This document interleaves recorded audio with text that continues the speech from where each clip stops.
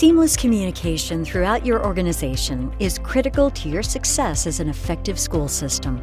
Access to information by all stakeholders assures everyone has a chance to learn and contribute in timely and effective ways. We say, what does it mean to be a fully participating parent? You first have to know what the heck we're talking about before you can fully participate. For persons with disabilities, however, access can be difficult in unexpected ways. If I'm trying to access, like my child's records or my niece's records, a lot of times it is very difficult to do that because they haven't taken the time to make sure that it's accessible. For me to support my daughter, I need to have a good understanding and relationship with the school and the network.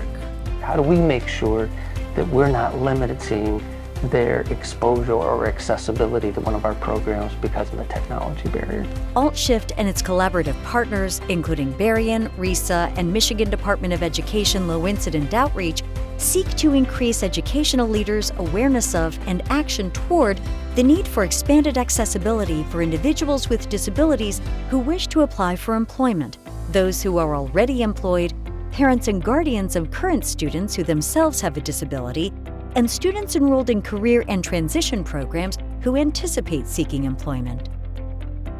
We dealt with a family that it was a deaf girl. Well, guess what? 2 of her family members were also deaf. So you are really exposed to, well, how do we make sure that in this IEP, individualized education planning process, that they were full participants?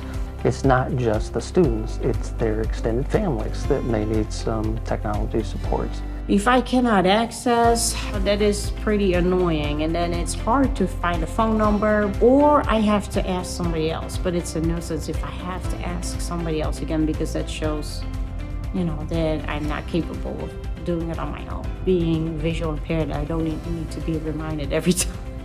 Think about your online application and interview scheduling tools. Are they accessible to all potential employees? What about your internal communications, employee management systems that are used to track paid time off, payroll, travel reimbursement, and other required work processes? Are they compliant with the Americans with Disabilities Act? What if a parent or guardian with disabilities needs to update their child's profile in your student information system? Would like to access their progress report or would like to replenish their lunch account? Are those systems accessible? When you don't give someone access, you disenfranchise that individual. And when you disenfranchise that individual, that begins to build and build and build, and then you get blowback and you get criticism that I would argue, well, we sort of picked that fight. The only way that we can really fully participate and contribute is when we do have these accessibility tools. Only with those can we really show our full potential. To get started, open up and explore the Administrative Engagement for Digital Accessibility Toolkit. In it, you'll find helpful information and resources to use and share with your staff. Then take these steps to improve digital accessibility.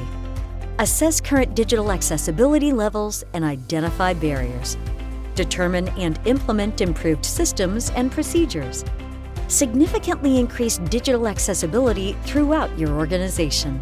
We have to work together, the disability community and the administrators. Neither group can get on our high horses and think that we know it all or we've covered it all, because we can constantly learn from each other. Let's work together to make the education environment more inclusive. Join AltShift and their partners to help rethink business systems and practices so that current staff, potential employees, and parents and guardians with disabilities can fully engage in the education community. AltShift is an Individuals with Disabilities Education Act grant-funded initiative through the Michigan Department of Education Office of Special Education.